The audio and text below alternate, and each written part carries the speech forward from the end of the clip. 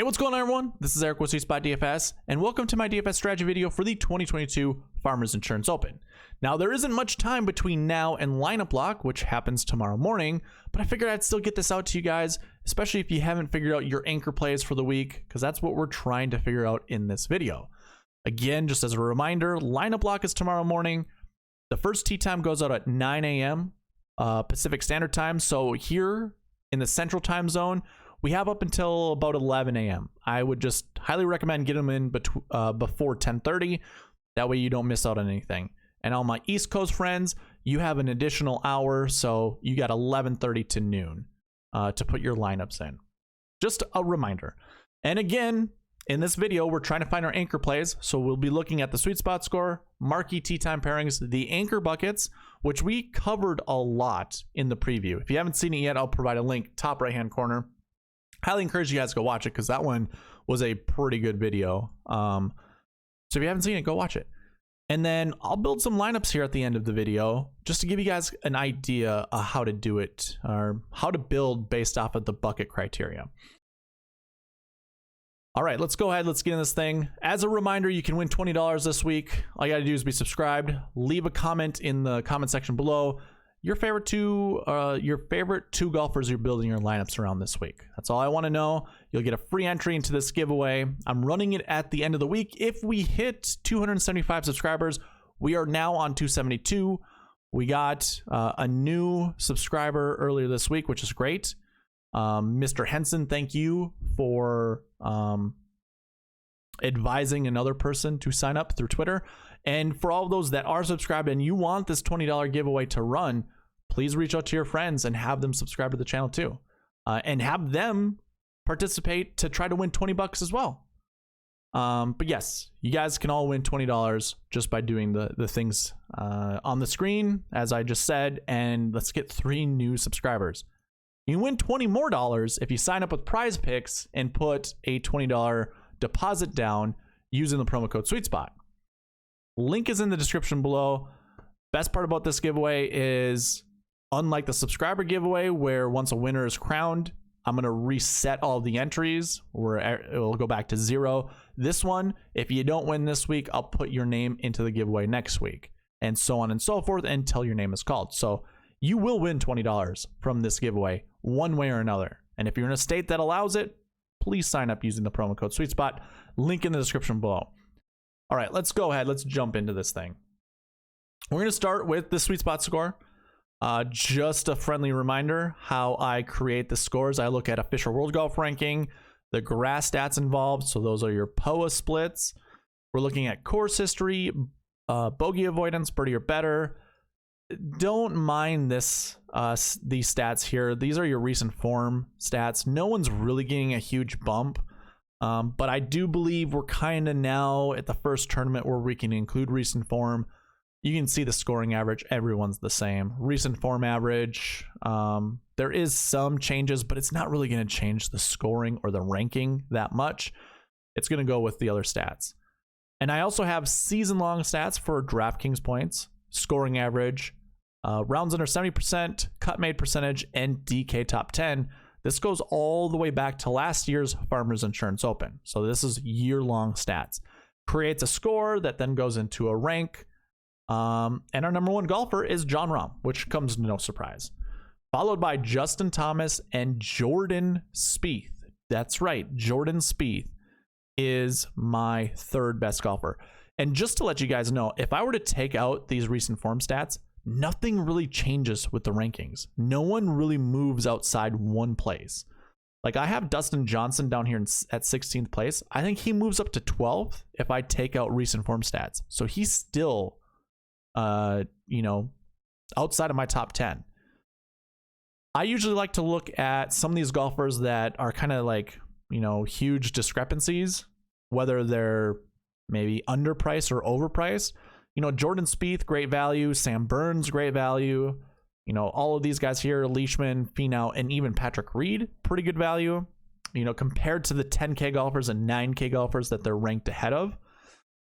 Bad values would probably be a little bit Sung J M, but if I'm being honest, I think that's exactly where he's priced. Let's take a look. He would be 11th on the ranking. and he's actually 12th. He's 12th when it comes to salary ranking, so he's right where he should be. So he's actually value. He's a little bit better than value. Scotty Scheffler, a little undervalue. Same with Brooks Koepka, Dustin Johnson, obviously, and Bryson. And Will Zalatoris. They're all a little bit undervalued compared to my rankings. Now, I use this ranking to go over the Marquee Tee Time pairings. And if you've been with me before, I'm actually going to create videos and just post them in the link so you guys have an idea of where I come up with these things. I call this the 59 Club. And I call it the 59 Club because of how many golfers are in the field. You multiply that by 59%, gets you a number, which this week it's 92. 92 golfer, or the score is 92. If a particular tee time pairing, you know, obviously Hideki, Joaquin, and Jason Day are together. They're in game number 9. Their ranks over here equal up to be 58. So that's under that 92 number, which is 59% of 156. So that's what I call the 59 Club. Just kind of works well with golf and stuff like that. It's a random number, if I'm being honest. It used to be like, you know, I looked at the top 100 golfers, and I just might as well just make up something fun. You know, I used to look at the 66% tile, you know, the 2/3 of the field, but let's just keep it 59. We can even narrow down a lot of these players to look at just by doing that. There are 6 total pairings to look at. And how this is looked at, or how this has been in the past, usually, more often than not, and I would say by, I guess, me saying that, over 80% of the time when we go over Marquee Tee Time pairings, we find 2 golfers that end up being in the optimal lineup. That's kind of what I'm trying to sell to you right now. Of these pairings highlighted on screen, I say just pick 2 golfers. I think you can pick up somewhere between 2 to 4. That's usually the minimum that I see week in and week out, and that's usually the maximum I see. I've never had all 6 golfers from the Marquee Tee Time pairings actually be in the optimal lineup, but I mean, like I said, around 90% of the time we see at least 2. I don't have percentages for the other ones, and you can obviously make up your own mind with that. The only other thing that I would go with all of this, don't pair the same guys up in the group. Now, we just had like 2 weeks ago where this happened, where we had 2 guys that actually finished inside the top 10. One was not in the optimal lineup, but 2 top 10 finishes are pretty good. I still go by what I say. Don't pair 2 guys up in the same group. So how I would look at this is, if you like Joaquin Niemann, select Joaquin Niemann and pair him up with the rest of the guys down here. I'm not going to go over my favorite pairings. I'll save that a little bit later when it comes to building lineups. Actually, you know what? Just to give you kind of like a heads up, or just my quick feelings about this.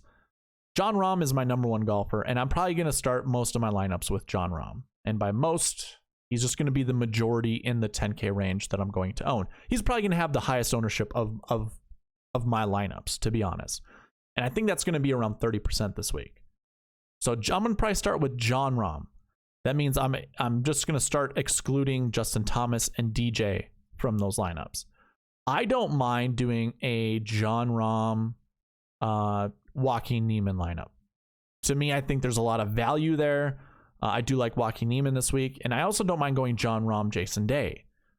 I kind of want to pair Jon Rahm up with a 9K golfer, so like I don't mind doing like a Jon Rahm, Tony Finau. I don't mind doing a Jon Rahm, even Max Homa. I know that's not a 9K, but I do like that type of pairing. Same goes with Jordan Spieth. There's a lot of pairings that I wouldn't mind doing. So that's kind of my thought. And the same thing's going to apply with any of these guys down here. Golfers that I might not be that warm on would be Bryson DeChambeau, Hideki Matsuyama. But if I am playing those guys, just the same thing. I'm probably pairing Hideki up with anyone else not in his group. You know, 10K going with a 9K. And that's another thing I should mention. I'm going to do the 10-9-8-7-7-6 build this week. I think that's, I mean, if we look at GPPs dating back for the whole last year, 50% of your lineups, your GPP winning lineups had that build. So I don't mind doing that 50% of my lineups and then altering from there. But I'm definitely starting each one of my lineups with a 10K golfer. And like I said, Rahm will be about 30%. We have 6 golfers in the 10K range. That means one of them will probably be sub 10%. The rest of them will be a little north of 10% for me. But I mean, if you guys had to make a choice, you know, you can either go leverage by, you know, I think Xander, from what I've heard, is going to be the highest owned golfer. Maybe Xander and shoot, I don't even know. Maybe Jon Rahm. I don't know if Jon Rahm will be the most owned. Probably, or close to. I still like Jon Rahm. I can't not play Jon Rahm here. Let's move on. Let's brush up a little bit. Actually, let's look at grass stats. I think that was one thing I forgot to do yesterday. I'm not going to spend a lot of time on grass stats. It's just something to talk about. Last week when we went over grass, we went through, so it was at the American Express, which has a Pete Dye golf course connected to it. That's your PGA West course. They play 2 rounds there. We weren't sure what the grass was. It was an overseed over Bermuda, so we didn't look at Bermuda stats, but we did look at POA stats, which is what the overseed was. But I told you the greens were going to roll like bent grass. Out of the top 20 golfers in each of those categories, when it came to grass stats, those 3 grass stats, I include Pete Dye as a grass stat, we only saw a maximum of 1 golfer in the optimal lineup. So none of those grasses really meant anything last week. I think we can probably use these grasses here, the POA grasses, that is. But I'm not going to say, you know, of the 20 you see on the screen, I think at max 3, maybe 4 finish in the optimal lineup. And that's only because of how good some of these golfers are. So I'm probably just going to cross off Dylan Wu. I don't think he has a chance, or Curtis Thompson. But the rest of them that are on here, I mean, mix and match all you want. Again, I'd probably pick somewhere between 2 to 4 golfers if you're choosing golfers from here. There's no point in going down the list and talking about everyone else, but you can see them on the screen. Your best top 10 POA golfer in the field is Dustin Johnson when it comes to top 10s, but just barely. He's just edging out Jon Rahm at 45%. Then you have Jason Day up there, who also has a 45% clip. Now, Jason Day hasn't been relevant over the last year, 2 years. And a lot of it comes to his mushy back. He's got a very soft back that gets injured very easily. It requires his own special RV, or it requires his own special lifestyle.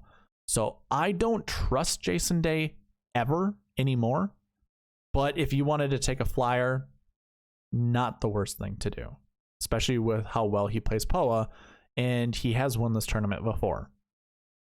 But yeah, you can see some of these other guys up here. I don't care to talk about most of them. I mean, Mito has 4 events under his, Mito Pereira, 4 events under his belt, 1 top 10, which is still good, 25% clip. But keep that in mind when you're looking at these stats. Yeah, I don't have anything else to go with that. And if we look at our top, you know, POA for the entire last year, this should just say last year POA. I'll work on changing that, trying to remember to. Daniel Berger, he won at the AT&T Pebble Beach Pro-Am, so there's a win baked into here. Still good. Xander Schauffele, I don't know if the Olympics were, but that's also some good stats when it comes to POA. So keep all of that in mind. Again, this is last year's stats, so you do have a good mix of golfers with decent amounts of POA events under their belt. Again, I'm choosing somewhere between 2 to 4. So if you see some, you know, some cross-referencing, you know, obviously Jon Rahm's been up there the entire time. So has Dustin Johnson. If I'm not mistaken, Jason Day has, probably Max Homa, probably Brooks Koepka, you know, a lot of your good golfers. So you can do with that as you will, just to give you a little bit more confidence when it comes to building your lineups. Let's brush up a little bit on our buckets. So I went over all of these buckets yesterday, pretty in depth. Again, if you haven't seen the preview video, highly encourage you guys to go watch it. I provided a link earlier in the video. But if we're looking at anchor buckets, and as I define anchor buckets, is I take this minimum projection. Remember, we always round down. If this minimum projection is 0.9, which I understand isn't rounding down, but if we take 0.9 and greater than, we get our anchor projections. This is basically letting us know that at least one golfer from this bucket will finish inside the top 10 this week. And I shouldn't even say it that way. Golfers from this bucket will produce at least one golfer that will finish inside the top 10. That's a better way to say it, and a better way for you guys to understand it. What I like to do, the easiest thing for me right away, is try to find the golfers or the buckets that have the least amount of golfers in it. And right away, like 2 buckets point out, and that's your 10K golfers and your 9K golfers. That's salary buckets. I think you just keep that in mind while you're building your lineups. You know, to me, again, I want a 10K golfer in my lineup all the time. I'm probably going to want a 9K golfer in my lineup all the time as well. I mean, the fact the field is so good, it's strong. There's a lot of great 10K golfers, a lot of great 9K golfers, and a lot of great 8K golfers. So it's, you know, it's not super soft, but it's not the best field in golf, obviously. Like PGA Championship last year, I think, was 960 for your strength of field, and we're looking at like 485 for this tournament. Still good. Last week was 321, I believe, 320 something. Yeah, I think it was 321. So a little bit stronger than last week's. We're also at a really good golf course too. So your higher rated golfers in the world, higher ranked golfers in the world, are going to be in the 10 and 9K range. So with that being said, we'll keep the salaries in mind. The next smallest bucket is going to be this last week 2 bucket, which are golfers who top 20'd last week. So if we go to last week 2,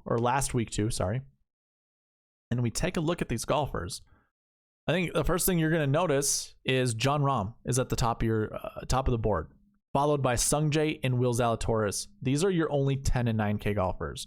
So if you're using salary buckets to also make your anchor plays, I think right away you go, well, shoot, I either have to play I have to play one of these guys. And although I think that's somewhat true, you also don't have to. Like, the anchor buckets, all they do is give a better chance of a certain golfer in that bucket to finish inside the top 10. I mean, the buckets themselves don't do that. It's just, as we analyze the top 10 and we look at specific trends and stuff like that, this is a trend that actually rates out well. So if you wanted to fade any of these 3 golfers, you get your choice down here. And from this bucket, again, how it reads, you want somewhere between 1, that's your minimum, to 2. We're always rounding up with this max projection. So you want only between 1 to 2. Sure, 3 can definitely happen. But when we also compare it to like the optimal lineup, which we're always trying to build here at SweetSpotDFS, more likely it's not going to happen. Like it's like a 95% rate that it won't happen. So with that being said, 1 to 2 golfers. So you can, if you want to be super contrarian and say, you know what, I only think a lot of people are building lineups with Brandt Snedeker, remove the rest of these golfers from your list. Only choose Brandt Snedeker, and now you can get rid of 12 golfers. And you get to get rid of Jon Rahm, Sungjae, and Will Zalatoris, which I'm sure will be on your mind building your lineups. So that's one way to do it. You could look at that way, which I have no problem. Another bucket that I would actually look at would be this one here, recent form 2s.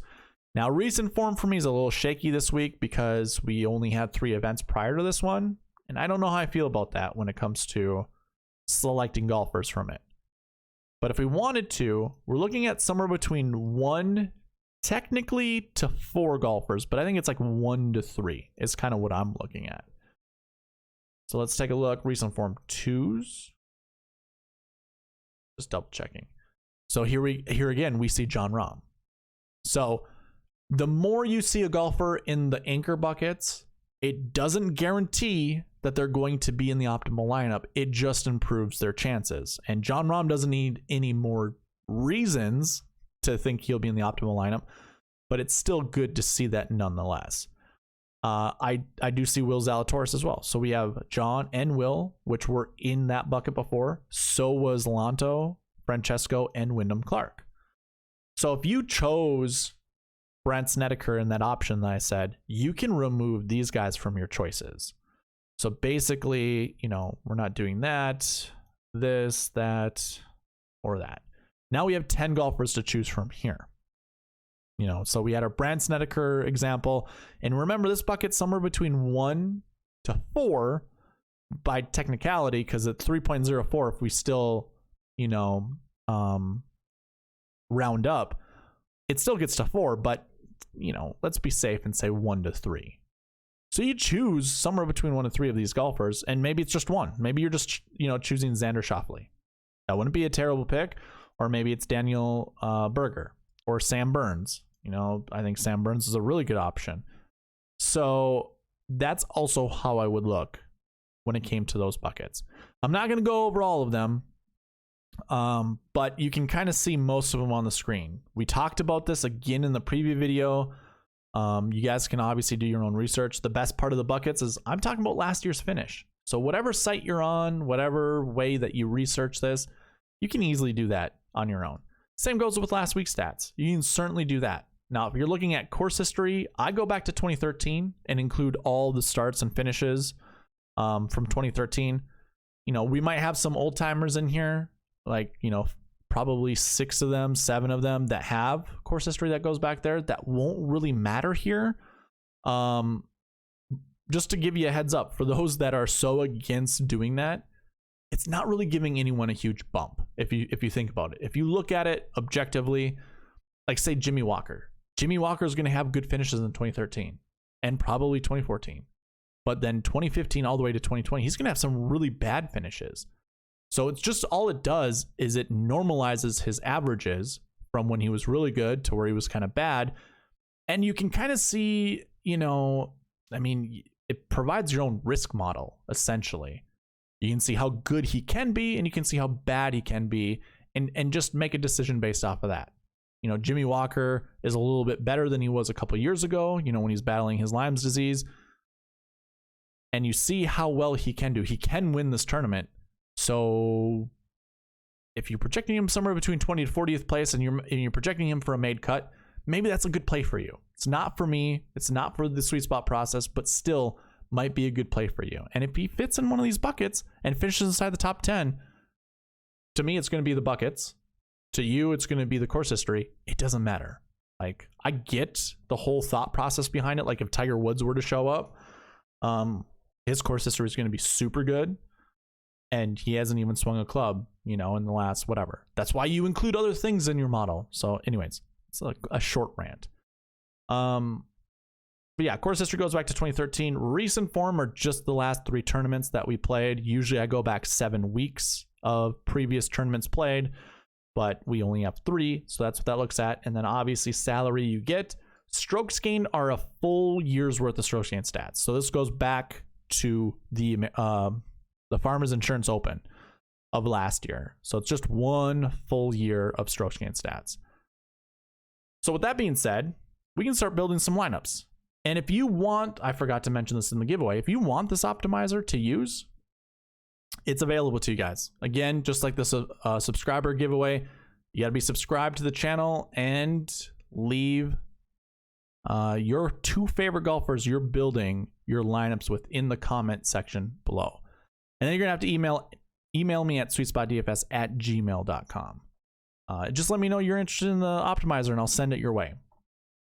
So if I run this with no conditionals, like if I come back down here and choose zeros all the way through for my minimums, and by the way, if you have this and you're using this, if you put a number greater than 0 here, the optimizer will make sure to pick at least that many of a golfer from that bucket.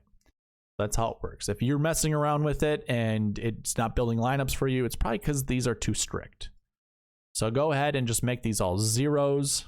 You can go ahead and hit the reset min max. That will provide zeros all the way down here and 6s all the way down here. Just an easier way to do it. Or you can hand do it yourself.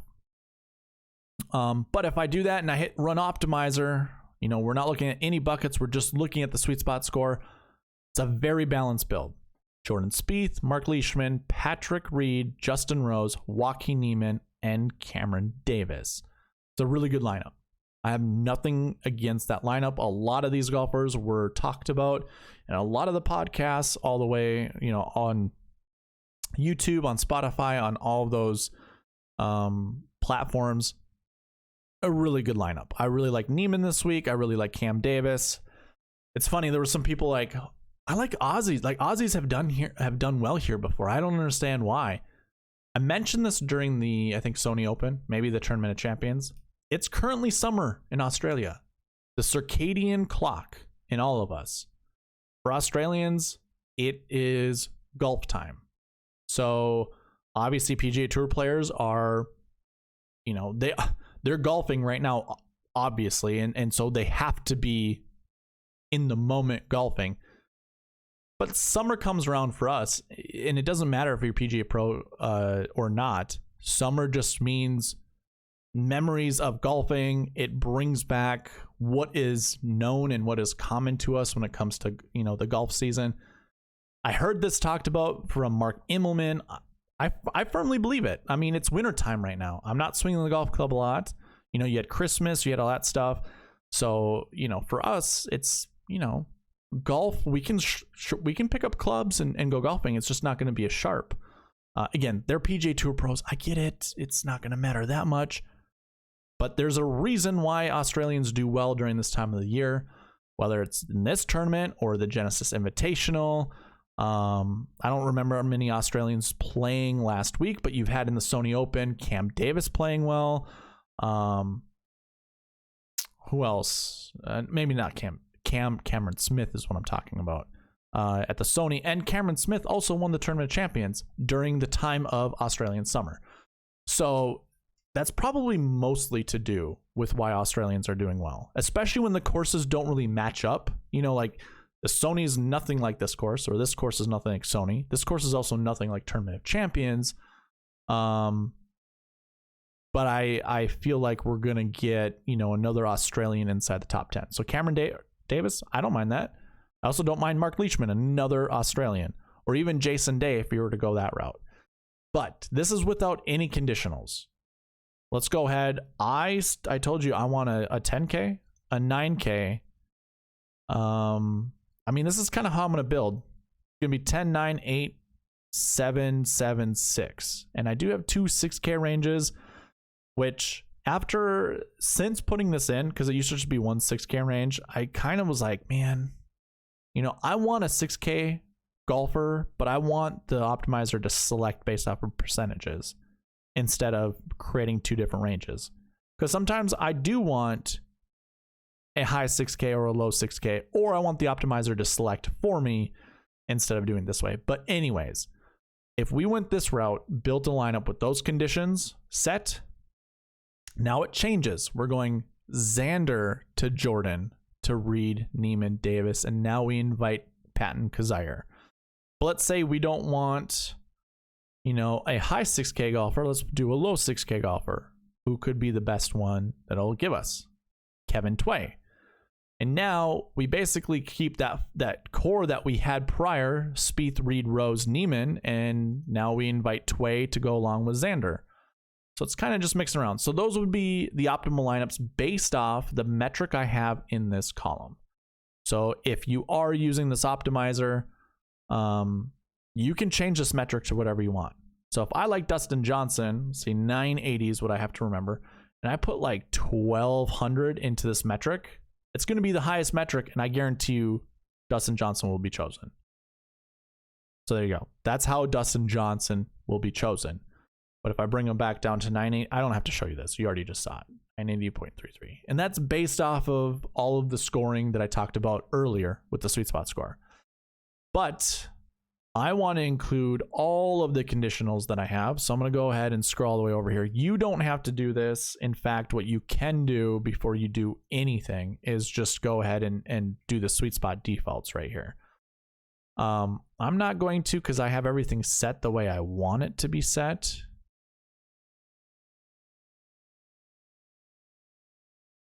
I don't want that.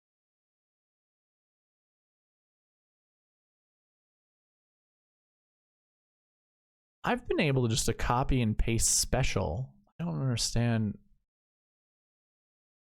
why it's doing this. Oh, I think I accidentally hit cut. That's probably why. Yeah, accidentally hit cut. Actually, that's our minimum buckets we want. And then our maximums are right here. So we'll see if this changes anything. So what I'm telling the bucket system, or what I'm telling the optimizer to do, is basically select, you know, as many golfers that are populated here from those buckets, or make a lineup with golfers in each of these buckets that I have more than 0. Going to keep the salary structure the same. Okay, so we're going 10, 9, 8, 7, at least one of them. Okay, so let's go ahead and run this and see what it spits out. So all of the conditionals put in place, it is actually selecting 2 6K golfers for me, and it's starting with Jon Rahm. So it's Jon Rahm, Spieth, Reed, Neiman, Kazire, and Kevin Tway. Golfers we've already talked about. Let me go ahead and put some caps on Kazire and Tway. I just, you know, I'd rather not see a 6K guy just constantly show up. I know there are random functions that I can do, which are fine. I usually do that, but I can easily just go down here while I'm building lineups and not do that. So the best part about this optimizer, you just hit run optimizer at the top of the screen, everything will shift back up, and now we have a whole new lineup. And we get rid of Jon Rahm and invite Xander to go along with our core 4 basically, and Paul Barjon. So from here, what I could do is say, you know what? Stop giving me Xander. I want to lock in John. What's the best Jon Rahm lineup? I don't mind this, minus Phil Mickelson. And what I can do is come down here and just cross Phil out, or I can just replace Phil with anyone who's 7K or below. But I'm just going to go ahead and do this. I don't want Phil. I want nothing to do with Phil. And I can also make his score lower, so I don't have to ever see him again. But here you go, 10, 9, 8, 7, 7, 6. Brendan Hagee, I'm sure no one's going to be playing. I'm only going to play him in like a lineup or 2. So the fact that it does show Brendan Hagee, that's fine. I'm just not going to play him that much. So could hit save, but how about this? I don't want to see Patrick Reed or Mark Leishman in my lineup. We'll get rid of them, have the optimizer run again, and see what that'll give us. And I like doing this for all of my lineups. You know, I want to see who the next player that the optimizer is going to select. So if we don't like Jordan Spieth, we can go ahead and tell the optimizer not to select it, but this is a pretty fantastic lineup. In fact, I'm going to copy that, and I'm just going to paste it here for now, just to remember it later. But I do like that lineup a lot. Again, like I said, let's get rid of Jordan Spieth. I don't want to see Spieth again, and run this one more time.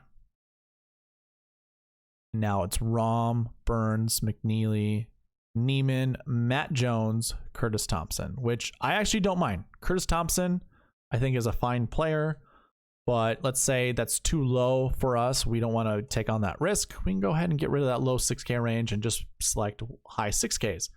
And it's not any worse. Like Rahm, Zalatoris, McNeely, Neiman, Matt Jones, and Hank Lebioda. Yeah, I like that one as well. So we'll paste that one here. You can go ahead and save these lineups, and the optimizer will save it over here. And then from here, what you can do is copy this, put it on the Excel spreadsheet, and mass enter it into DraftKings. So super nice with that.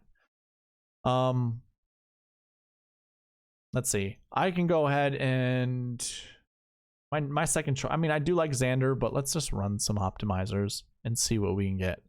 Let's run. How about this? I'll let the optimizer pick and select 10 golfers. I'm not going to include Mickelson, because Zaire can stay. And we can also put Kevin Tway. So let's go ahead, let it run, and save 9 lineups, and we'll see what the optimizer spits out with all the bucket conditions that I have set. And if it does this for you, it's fine. It's just the optimizer is running and saving all the players. You don't have anything to be concerned about when it comes to this. I know on my laptop it runs faster, so you don't even see this. It just flickers every time it builds a lineup and saves it. I think we got one more left. Yep, 10 lineups. I could use the ownership you see here to tell you which golfers that were chosen, but we can kind of go and look at some of these lineups that were built. So you can see kind of a new 6K golfer in every single lineup, which absolutely love it doing that. You can see how much salary was used, what was remaining. I like building lineups close to $50,000, so I have no issue with this whatsoever. Looks like we got John Rahm in 3 lineups. We have Xander in 2, Justin Thomas in 2, Daniel Berger in 2, and then Hideki, which I absolutely love too. As you can tell, no Dustin Johnson. And then your 9K golfers, a lot of Zalatoris, a lot of Burns, Sungjae, Leishman, Spieth. Actually, it's just 2 of each. So good there. Looks like Ryan Palmer was selected a bunch of times. Max Homa, McNeely. Palmer 3 times, actually. McNeely twice. Homa and Reed twice. And then Christian Bezuidenhout. Those are your 8K golfers. Your 7K golfers are in here. I like all of these 7K golfers. I think that's really good. Cameron Davis was selected. And by the way, I also have ownership constraints on. That's what you see here. Your max ownership is what's right here. You can set this yourself. You can actually switch everyone to 100% or 100% of max ownership. And the optimizer will just basically go based off of whatever you put in there. Mine are pretty strict. 26% is my maximum that I'm owning somebody. Most of them here are at 15%. Some are at 21%. So those are kind of strict.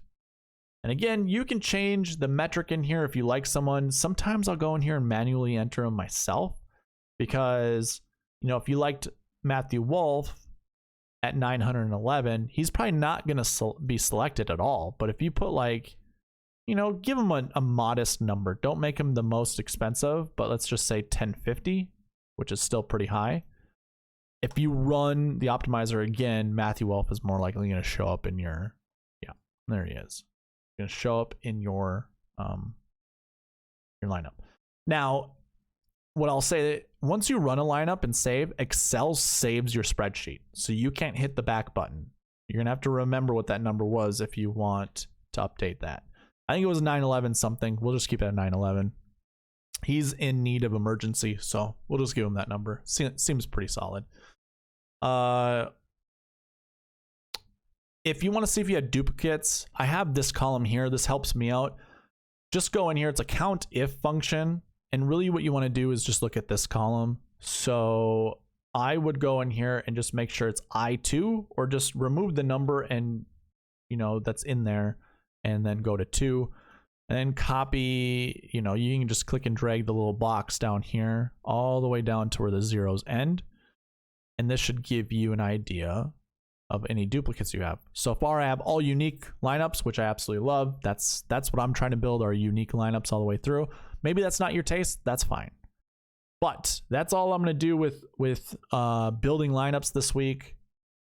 One thing I want to, this is going to be like a little rant piece. So I'll go ahead and put that in the description. But a few things I've been listening to throughout podcasts, throughout YouTube videos, stuff like that. I absolutely dislike when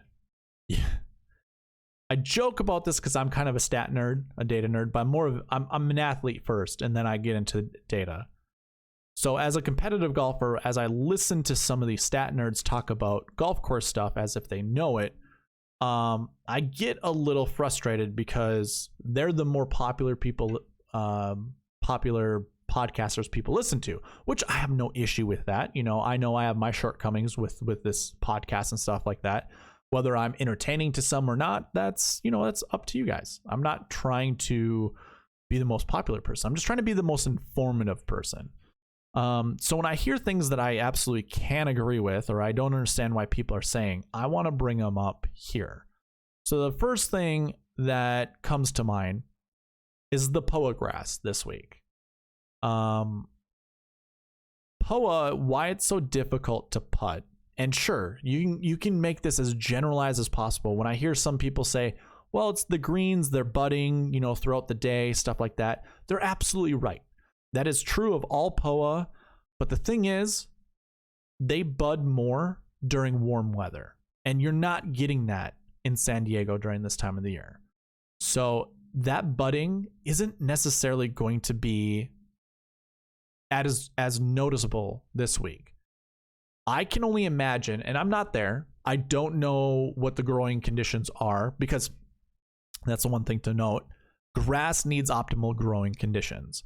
So if there aren't optimal growing conditions, which I can't imagine there being, if there's POA on these greens all the way through, I'm assuming this time of the year, the grass doesn't grow very much. It doesn't require a lot of water, which is absolutely perfect for superintendents and, you know, anybody on the grounds crew.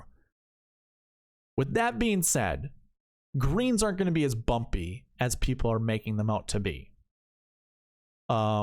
They will be still around the hole, because that's where all the foot traffic will be. And POA is easily, you know, you can pull up POA a little bit better, because it usually lays flat but buds, you know, throughout the day. So the little buds are the this is the wrong term, but they're going to be the little nodes on the leaf that make it bumpy. Think of like can't